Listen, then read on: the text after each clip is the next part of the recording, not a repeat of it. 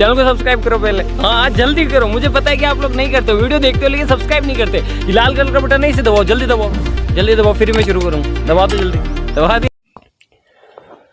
तो hello student, Radhe Radhe, जय श्री राम आप सभी को। तो सबसे पहले मैं बात बता दूं आपको कि आपकी जो बीएससी सेकेंड ईयर की जो क्लासेस चल रही थी आपकी ऑर्गेनिक केमिस्ट्री की, उसके अंदर मैंने आपको क्या करवा रखा था, जो भी आपका फिनोल वाला टॉपिक चल रहा था क्योंकि मैंने एल्कोहल आपको कंप्लीट करवा दिया है और आपका फिनोल का कंप्लीट चल ही रहा है और आपके एग्जाम भी थोड़ी नज़दीक है, इसलिए मैं सोच रहा हूँ कि जो भी आपके टॉपिक हैं 2-2 3-3 क्लासों के, वो एक ही क्लास के अंदर मैं आपको कंप्लीट करवाऊँ, ठीक है, जिससे आपका करे वो जो भी आपके इंपॉर्टेंट क्वेश्चन वो आपके कवर हो जाएं ताकि आप अच्छे से एग्जाम में नंबर गेन कर पाएँ, ठीक है।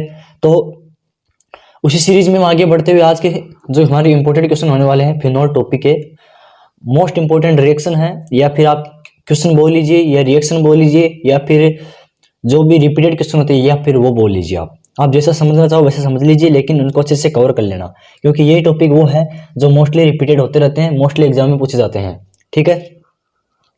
कल भी मैंने आपको जो इंपॉर्टेंट रिएक्शन थे उसके बारे में बताया था कल क्लास के अंदर भी, आज फिर से वही सेशन में लेकर आया हूँ, एक और इम्पोर्टेंट 2 या 3-4 क्वेश्चन लेकर आया हूँ उसके क्लास के अंदर, तो ध्यान से देखना कि आज हम क्या पढ़ने वाले हैं। तो आज हम बात करेंगे जो फिनोल की जो अम्लीय प्रकृति होती है, जो एसिडिक नेचर होती है, वो किस प्रकार की होती है। फिनोल के एसिडिक नेचर पर आपसे क्वेश्चन पूछा जाता है एग्जाम में, ठीक है, मोस्टली रिपीटेड क्वेश्चन है ये। बात करूंगा फिनोल की एसिडिक नेचर की, जो आपकी अम्लीय प्रकृति होती है, एसिडिक नेचर होती है फिनोल की, वो क्या होती है। तो ध्यान से देखना समझना कि फिनोल दुर्बल अम्लीय प्रकृति के होते हैं। आप लोग जानते हैं कि जो फिनोल होते हैं वो आपके दुर्बल अम्लीय प्रकृति के होते हैं, ये पहला पॉइंट आपको अच्छे से ध्यान में रखना है। और एक बात ध्यान में रखना, एग्जाम के अंदर आपको पॉइंट वाइज लिखना है, यानी कि पॉइंट बना करके लिखना है, अच्छे नंबर आपको मिलेंगे। जितनी हैंड राइटिंग अच्छी होगी उतने ही अच्छे नंबर आपको मिलेंगे, लेकिन यदि आप हैंड राइटिंग अच्छी नहीं कर रहे हैं और पॉइंट वाइज भी नहीं कर रहे हैं तो भी आपको अच्छे नंबर आप नहीं ले पाएंगे। इसलिए हैंड राइटिंग अच्छी रखें और आपको पॉइंट बना करके क्वेश्चन आंसर करना है, ठीक है। तो फिनोल दुर्बल अम्लीय प्रकृति के होते हैं, ये सोडियम कार्बोनेट तथा सोडियम बाइकार्बोनेट को तो विघटित नहीं कर पाते, लेकिन क्षारीय अब ये क्या होता है, ये सोडियम कार्बोनेट तथा जो आपका NaCO3 सोडियम कार्बोनेट है तथा सोडियम बाइकार्बोनेट है, इनको तो विघटित नहीं कर पाता है, यानी कि इनको तो ये विघटित नहीं कर पाता, तोड़ नहीं पाता, लेकिन जो क्षारीय धातु होती हैं, जो भी आपकी क्षारीय धातु होती हैं, जो भी बेस से मेटल होती हैं तथा क्षारों के साथ में क्रिया करके जो आपके बेस होते हैं उनके साथ में रिएक्शन करके क्या करता है, फिनोक्साइड लवण बनाता है। आपका जो सोडियम कार्बोनेट और सोडियम बाइकार्बोनेट है, इनको तो ये कुछ भी नहीं कर पाता है, इनका यानी कि कोई चेंजमेंट नहीं कर पाता है इनके अंदर, लेकिन जो भी आपकी क्षारीय मेटल होती है, बेस मेटल होती हैं या फिर बेस इनसे क्रिया करके जो आपके क्षार हैं उनसे क्रिया करके क्या करते हैं, फिनोक्साइड लवण बनाते हैं, यानी कि फिनोक्साइड लवण बनाते हैं। ये आपकी बात होती है फिनोक्साइड लवण की। अब आगे का पॉइंट देखिए, आगे का पॉइंट क्या है। अब इसमें अगला का पॉइंट क्या होने वाला है कि वियोजन स्थिरांक के आधार पर, जैसे इसका वियोजन स्थिरांक होता है उसके अकॉर्डिंग हम क्या करेंगे कि वियोजन स्थिरांक के अनुसार या आधार पर फिनोल कार्बोक्सिलिक अम्लों की तुलना में दुर्बल अम्लीय होते हैं। ये लाइनें आपको लिखनी है, बहुत इंपॉर्टेंट है ये। ऐसा संपूर्ण आपको जैसे मैंने बताया है वैसा का वैसा यदि आप एग्जाम में लिख देते हैं या फिर थोड़ा अपनी लैंग्वेज ऐड कर देंगे, कोई दिक्कत नहीं है, आपको अच्छे नंबर आपको मिल जाएंगे। क्वेश्चन बढ़िया है, एग्जाम में आने वाला है, ठीक है। कार्बोक्सिलिक अम्लों की तुलना में दुर्बल अम्लीय होते हैं, लेकिन अल्कोहल की तुलना में प्रबल व्यवहार दर्शाते हैं। ये पॉइंट है, ये पकड़ने वाला है कि जो कार्बोक्सिलिक अम्ल होते हैं उनकी तुलना में तो ये क्या होते हैं, दुर्बल अम्ल होते हैं, ठीक है। लेकिन जो आपके अल्कोहल होते हैं उनकी कंपैरिजन में, जो अल्कोहल होते हैं उनके कंपैरिजन में क्या होते हैं, आपके प्रबल होते हैं, ठीक है। इसके मैं रिएक्शन बता दूं आपको, C6H5OH जो भी आपके कार्बोक्सिलिक अम्ल है जो क्या करते हैं, आपको मैंने बताया था सोडियम लवणों के साथ में क्रिया करके, सारे धातुओं के साथ में क्रिया करके क्या करते हैं, आपके फिनोक्साइड लवण बनाते हैं। या आपके फिनोक्साइड लवण बना रहे हैं, ठीक है, यहाँ से आपकी हाइड्रोजन गैस बाहर निकल गई, ठीक है। ये इंपॉर्टेंट रिएक्शन, इसको ध्यान में रख लेना, इसकी जो क्रिया है ये आपको ध्यान में रख लेनी है, ठीक है। आगे देखिए, यही रिएक्शन वो थी सेम, ठीक है, इसके अंदर ही वही हो जाएगा। इसमें वो अगला वाला जो बना था वो आपको यहाँ पर स्टार्टिंग में ले लेना, फिर आपके NaO से क्रिया कराते हैं, ठीक है। जैसे कराते हैं तो हमारे पास लवण बनाता है, फिर में जल निकलता है, जो आपके फिनोक्साइड लवण बनते हैं और आपके जल निकलते हैं। ये आपका फिनोक्साइड लवण हो गया और जल का अणु बाहर निकल जाएगा, ठीक है। अब अगली जो मोस्ट इंपोर्टेंट रिएक्शन होने वाली है, इसको इंपोर्टेंट लगा लीजिए आप, ये एग्जाम में आने वाली है, ऐसे रिएक्शंस आपको एग्जाम में मिलती हैं, ध्यान से रख लेना, याद कर लेना, ठीक है। जब फिनोल के एस्टर को फ्रिस पुनर्विन्यास, फ्रिस रीअरेंजमेंट रिएक्शन क्या होती है, इसके बारे में ध्यान से देखना कि जब फिनोल के एस्टर को निर्जल एल्यूमिनियम ट्राइक्लोराइड के साथ में गर्म किया जाता है तो प्रेसिल एसिल समूह फिनोलिक ऑक्सीजन को ऑर्थो स्थिति पर अभिगमित कर देता है। यानी कि क्या होता है, जैसे ही हम फिनोल की रिएक्शन कराते हैं किसके साथ में, एस्टर को निर्जल AlCl3 के साथ में गर्म करते हैं, ठीक, तो क्या होता है, जो एसिल समूह होता है आपका, उनको क्या करता है, फिनोलिक ऑक्सीजन से ऑर्थो स्थिति पर अभिगमित कर देता है। जैसे आपका ऑर्थो पैरा या आपकी जो इसकी सामान्य स्थिति रहती है उससे क्या होता है, वहां से विभाजित कर देता है, यानी कि वहां से भगा करके दूसरी स्थिति पर मोस्टली यहाँ पर ट्रांसफर कर देता है, किस पर, ऑर्थो स्थिति पर अभिगमित हो जाता है एवं हाइड्रोक्सी कीटोन का मिश्रण प्राप्त होता है। फिर हमें क्या प्राप्त होता है, हाइड्रोक्सी कीटोन का मिश्रण प्राप्त होता है। ये थी आपका फ्रिस पुनर्विन्यास की डेफिनेशन क्या थी, किस प्रकार से आपके जो भी रिएक्शन है वो कंप्लीट होगी, ये इसका मेन थीम था, ये थीम था उसका किसका, फ्रिस पुनर्विन्यास का, इसे ही फ्रिस पुनर्विन्यास कहते हैं। अब इसकी जो मैकेनिज्म हो वो किस प्रकार से होगी, ये आपके पहले रिएक्शन बता दूंगा, फिर आपको मैकेनिक बताएंगे, इसकी मैकेनिज्म बताएंगे, पहले इसकी रिएक्शन देख लीजिए, आपको अच्छे से देखना है। पहले बोला था जब फिनोल को एस्टर को निर्जल, ये जो फिनोल है ये इसके एस्टर है, फेनिल एसीटेट, ये आपका फिनोल का एस्टर हो जाएगा, ये फिनोल का एस्टर हो जाएगा फेनिल एसीटेट। अब क्या किया था, इसको AlCl3 के साथ गर्म करते हैं, AlCl3 के साथ में इसको गर्म किया जाता है।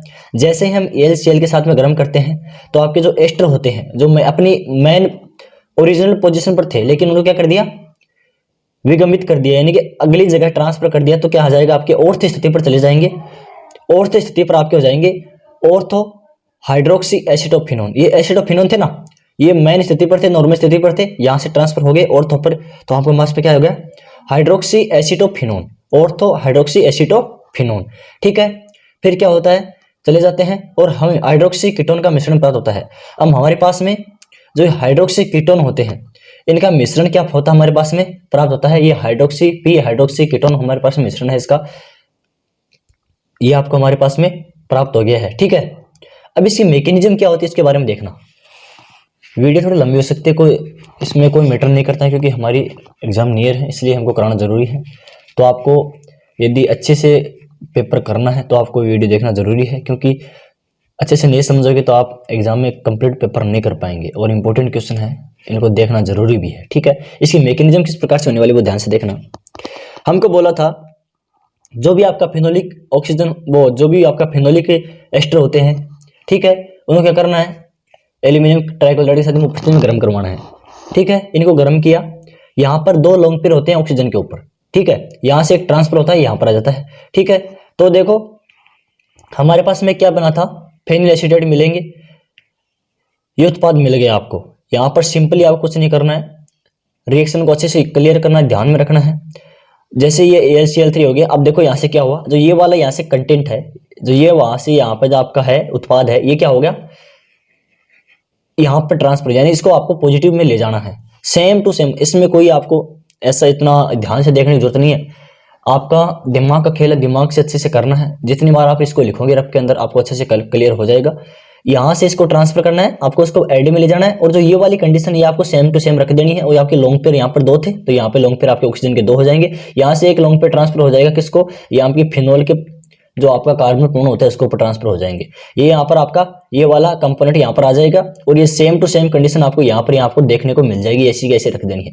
अब अगली प्रोसेस के अंदर हमें क्या करना है, अगली प्रोसेस के अंदर सिंपल है, इसको सबसे पहले लेना है, जो हमारे पास में पहले वाले में प्राप्त हुआ है उसको स्टार्टिंग में ले लेंगे, दूसरी स्टेप के अंदर उसको स्टार्टिंग में ले लेंगे। तो ये आपकी स्टार्टिंग वाली हो जाएगी, दूसरी स्टेप वाली, इसके आपके 2 लॉन्ग पेयर हो जाएंगे, और ये सेम कंडीशन हो जाएगी। अब इसका क्या करना है हमें, यहाँ से जैसे मैंने आपको बोला था, यहाँ से जो लॉन्ग पेयर थे ऑक्सीजन वाले 2 आपको ट्रांसफर थे किसी कार्बन को, तो यहाँ से एक डबल बॉन्ड, एक बंद टूट गया, जैसे बंद टूटा तो यहाँ पर सिंगल बॉन्ड आ गया, ठीक है, सिंगल बॉन्ड आ गया। तो ऑक्सीजन पर आपके 2 लॉन्ग पेयर हैं, AlCl3, सेम कंडीशन है ऊपर वाली, देखना इसको, AlCl3, ठीक है, और यहाँ से एक बॉन्ड टूटा और यहाँ पर निकल गया, ठीक है। तो देखो C, ये आपकी सेम कंडीशन है, इसमें भी कोई फेरबदल नहीं है, ये आपकी सेम कंडीशन है। यहाँ से जो एक हाइड्रोजन था वो ट्रांसफर हो गया, कहां पर आ गया, इसके ऊपर आ गया, एक हाइड्रोजन आपका ट्रांसफर हो गया और इस पर आ जाएगा, ठीक है। जैसे यहाँ से हाइड्रोजन ट्रांसफर होगा, जैसे मैंने आपको बताया था कि यहाँ से जो लोंग पेयर था यहाँ पर दिया गया था, तो यहाँ से हाइड्रोजन आपका ट्रांसफर होकर यहाँ से निकल जाएगा। ठीक है, ये आपका हाइड्रोजन बाहर निकल गया,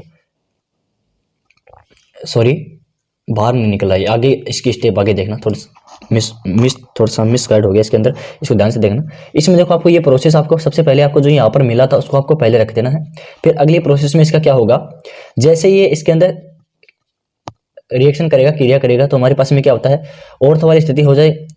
ऑर्थो स्थिति पर क्या था, जो CCH3CO था, ठीक है, इस सेम का सेम कंडीशन हो जाएगी, और ये आपका लॉन्ग पेयर आपके 2 है ऑक्सीजन के ऊपर। अब यहां से जो बॉन्ड था वो किसको ट्रांसफर हो जाएगा, ऑक्सीजन को ट्रांसफर हो जाएगा। ठीक है, अब यहाँ पर क्या करेंगे, हम H+ जोड़ देंगे इसके अंदर। जैसे इसको हाइड्रोजन परमाणु दिया जाएगा तो हमारे पास में सिंपल, इसका कुछ नहीं है, दिक्कत नहीं है, ये यहाँ से जो H+ ट्रांसफर हुआ है वो क्या हो जाएगा आपका, यहाँ पे ऑक्सीजन को ट्रांसफर हो जाएगा। देखो यहाँ से ट्रांसफर हो रहा है, तो OH हमारे पास में हो गया, तो ये फिनॉल है, और COCH3 क्या प्राप्त हुआ हमारे पास में, जो हाइड्रोक्सी कीटोन होते हैं, जो हाइड्रोक्सी एसिटोफिनोन होते हैं, ये हमें प्राप्त हुए हैं। हाइड्रोक्सी एसिटोफिनोन के जो हमारे पास में जो समूह है, कंपोनेंट है, वो हमारे पास में प्राप्त हुए हैं। ठीक है, तो आई होप सबको अच्छे से समझ में आया होगा, और किसी को दिक्कत हो रही है तो आप इसे रिवाइज करके देख लेना, और अच्छे से आपको इसको आप कार्य में 2-3 बार लिखोगे तो आपको अच्छे से क्लियर हो जाएगी। ठीक है, आगे देखिए। अब अगली जो मोस्ट इंपोर्टेंट रिएक्शन होने वाली है वो आपकी होने वाली कलेजन पुनर्विन्यास या फिर कलेजन रीअरेंजमेंट रिएक्शन होने वाली है। बहुत ही इंपॉर्टेंट है ये भी एग्जाम के पॉइंट ऑफ व्यू से, इसको ध्यान से देखना, वही आपका सिस्टम है। तो इसकी रिएक्शन को बताने से पहले इसमें मैं थोड़ा आपको इसका पॉइंट बता देता हूँ कि इसके अंदर होने वाला क्या है। ठीक है, इसको क्यों कहा जाता है, केंद्रीय पुनर्विन्यास क्या होती है, इसको कैसे क्या किया जाता है इसके अंदर, तो इसका थोड़ी सी मैं आपको डेफिनेशन बता देता हूँ, जिसकी जानकारी नॉर्मलाइजेशन आपको जानकारी इसका दे देता हूँ। ठीक है, देखना, फिनोल को एलिल हैलाइड्स के साथ में गर्म करने पर एलिल ईथर प्राप्त होता है। जो आपको फिनोल होता है उसको क्या करते हैं, एलिल हैलाइड के साथ में आपको गर्म करना पड़ता है। जैसे ही हम फिनोल को एलिल हैलाइड के साथ में गर्म करते हैं तो हमारे पास में क्या प्राप्त होता है, ईथर प्राप्त होता है, एलिल ईथर प्राप्त होता है। ठीक है, उत्पाद के रूप में एलिल ईथर प्राप्त होता है। अब क्या करना है, एलिल ईथर को सेकंड स्टेप के अंदर क्या करना है, जो एलिल ईथर आपको प्राप्त होगा उसको आपको 200 डिग्री सेंटीग्रेड पर 200 डिग्री सेल्सियस पर आपको गर्म करना है। जैसे हम गर्म करते हैं तो उसको गर्म करने के पश्चात हमारे पास में उसका क्या हो जाता है, पुनर्विन्यास हो जाता है। किसका हो जाता है, आपका ईथर का, एलिल ईथर का क्या हो जाता है, पुनर्विन्यास हो जाता है, रीअरेंजमेंट हो जाता है। तो क्या होता है, जैसे उसका पुनर्विन्यास होता है तो क्या होता है, आपका एलिल ईथर को गर्म किए जाने पर एलिल समूह का ऑर्थो पैरा स्थिति पर माइग्रेशन हो जाता है, यानी कि पुनर्विन्यास होता है, कलेजन संघनन कहलाता है। तो यहाँ से जैसे हम इसको गर्म करते हैं 200 डिग्री सेंटीग्रेड पर, क्या होता है, जो आपका एलिल ईथर होता है इसका ऑर्थो स्थिति पर, आपका पैरा स्थिति पर ट्रांसफर होता रहता है, और इसी प्रक्रिया को हम कहते हैं रीअरेंजमेंट, यानी कि कलेजन पुनर्विन्यास कहते हैं। अब इसकी रिएक्शन किस प्रकार से होती है वो आपको ध्यान से देखना है, अब मैं आपको समझाता हूँ, देखना ध्यान से। यह है आपकी कलेजन पुनर्विन्यास। इसमें आपके रिएक्शन किस प्रकार से होती है, मैंने आपको बताया था कि जो फिनोल होता है उसको एलिल हैलाइड के साथ में गर्म करते हैं। यह आपका फिनोल हो गया, सोडियम हाइड्रोक्साइड की उपस्थिति में गर्म करते हैं। ठीक है, तो हमारे पास में क्या प्राप्त होता है, एलिल ईथर प्राप्त होता है। ये आपका एलिल ईथर प्राप्त हो गया है। ठीक है, फेनिल एलिल ईथर प्राप्त होता है। जैसे इसको गर्म करते हैं, ईथर को 200 डिग्री सेंटीग्रेड पर गर्म करते हैं। अब देखो यहाँ से ये नॉर्मल है, NaOH के साथ में क्रिया करवाते हैं, यहाँ पर H2 बाहर निकल गया, फिनोल की जैसे करवाते हैं तो हमारे पास में यहाँ से H2 बाहर निकला, तो यहाँ से जो H परमाणु था वो बाहर हो गया। ठीक है, और यहाँ पर बचा ऑक्सीजन, तो यहाँ पर हो गया ऑक्सीजन, यहाँ पर ऑक्सीजन पर एक परमाणु जुड़ गया, ऐड होगा, क्योंकि जैसे इससे निकालेंगे तो यहाँ पर पॉजिटिव चार्ज आ जाएगा, और जैसे यहाँ पर बढ़ेंगे तो आपका नेगेटिव चार्ज आता है, आपको पता है ये चीज। ठीक है, तो यहाँ पर आपके फिनोल ऑक्साइड हो गया, फिनोलिक ऑक्साइड हो गया हमारे पास में, ये प्राप्त हो गया। फिर जैसे इसके आपके CH2CH के साथ में आपके रिएक्शन करवाते हैं, CH2CH CSBr के एलिल ब्रोमाइड के साथ में रिएक्शन करवाते हैं, तो हमारे पास में क्या प्राप्त होता है, जैसे इस प्रोडक्ट की आपके एलिल ब्रोमाइड के साथ में रिएक्शन करवाते हैं तो हमारे पास में क्या प्राप्त होता है, आपका फेनिल एलिल ईथर प्राप्त होता है। ठीक है, एलिल ब्रोमाइड के साथ में, ठीक है, इसकी रिएक्शन करवाते हैं तो हमारे पास में क्या प्राप्त होता है, आपका फेनिल एलिल ईथर प्राप्त होता है। ठीक है, फेनिल एलिल ईथर को क्या किया था हमने बताया था आपको, मैंने बताया था कि इसको क्या करना है, 200 डिग्री सेंटीग्रेड पर गर्म करना है, यानी कि हीट देना है। अब इसको क्या करना है, फेनिल एलिल ईथर को क्या करना है, आपको 200 डिग्री सेंटीग्रेड पर गर्म करना है। जैसे इसको हम गर्म करेंगे तो यहाँ से जो ऑक्सीजन है इसका, ये अपना ऑक्सीजन पर ऑलरेडी इलेक्ट्रॉन है, इस पर पॉजिटिव चार्ज अधिक था, यानी कि इलेक्ट्रॉन अधिक थे। जैसे इससे एक प्रोटॉन इसको दे दिया गया, यानी कि प्लस चार्ज दे दिया गया, तो यहाँ पर माइनस आ जाएगा और यहाँ से इसका बॉन्ड ट्रांसफर हो जाएगा यहाँ पर। ठीक है, तो इसको जैसे गर्म करते हैं 200 डिग्री सेंटीग्रेड, तो हमारे पास में क्या प्राप्त होता है, पुनर्विन्यास हो जाता है। जो आपका जो ये टॉपिक ये वाला है इसका ट्रांसफर हो जाता है। जैसे यहाँ पर देखो आपको ऑर्थो स्थिति पर है, ऑर्थो मेटा पर चला जाएगा, यहाँ पर आपका ट्रांसफर हो जाएगा। यहाँ पर देखो ये पैरा पर आ गया, यहाँ पर आपके फिनोल की डबल बॉन्डिंग आ गई, ठीक है। जैसे ही आपका देखो ये CH2 CH CH2 CH2 CH CH2, पहले तो ये स्थिति पर था, अब आ गया सेकंड पर, ठीक है। ये ट्रांसफर हो गया। इसे हमने बोला था कि जैसे हम 200 डिग्री ताप पर गर्म करते हैं तो क्या होता है, जैसे पुनर्विन्यास हो जाता है, यानी कि जो भी आपका टॉपिक, जो भी आपका फेनिल एलिल ईथर था उसका ट्रांसफर हो जाता है, पुनर्विन्यास हो जाता है, रीअरेंजमेंट हो जाता है। तो रीअरेंजमेंट क्या होता है आपका ऑर्थो और पैरा स्थिति पर होता है, ठीक है। अब क्या होता है, इससे एनिल ईथर को गर्म करने जाने पर अब जो आपका जो हमारे पास में ये प्राप्त हुआ है इसको हम फिर से गर्म करते हैं। जैसे इसको गर्म करते हैं तो क्या होता है, एलिल समूह का ऑर्थो व पैरा स्थिति पर माइग्रेशन हो जाता है, जिसे क्लेजन संघनन विन्यास कहते हैं। अब जो यहाँ से आपके ऑर्थो और पैरा स्थिति पर जो माइग्रेशन हुआ है, स्थानांतरण हुआ है, तो क्या हुआ हमारे पास में इस हमें क्या प्राप्त हुआ, इनोल फॉर्म, जो आपकी इनोल फॉर्म थी फिनोल की वो प्राप्त हो गई है, ठीक है। इसी से यही आपकी क्लेजन पुनर्विन्यास है, ये हमारे पास में प्राप्त हो गया, ठीक है। सेम का सेम कंटेंट है, यहाँ पर OH हो गया, देखो यहाँ से एच आपको ट्रांसफर हुआ है इसके ऊपर, ठीक है। ये डबल बॉन्ड यहाँ से एक बंद आपका टूट गया है, विघटित हो गया, और हमारे पास में जैसे गर्म करेंगे तो विघटन होगा क्योंकि हाइड्रोजन निकालना है। तो हमारे पास यहाँ पर OH हो गया, फिनोल बनाएंगे क्योंकि फिनोल के हम रिएक्शन पढ़ रहे हैं, तो हमारा जरूरी है कि हमारे पास फिनोल तो होना चाहिए एंडिंग में, ठीक है। तो OH CH2 CH CH3 ये इनोल फॉर्म आपको प्राप्त हो गई। तो ये थी आपकी क्लेजन पुनर्विन्यास। एक बार आपको मैं थोड़ा सा इसका जो थ्योरी आपको फिर से बता देता हूँ, आपकी रिएक्शन तो आप कर लेना। फिनोल को एलिल हैलाइड के साथ में गर्म करने पर एलिल ईथर प्राप्त होता है।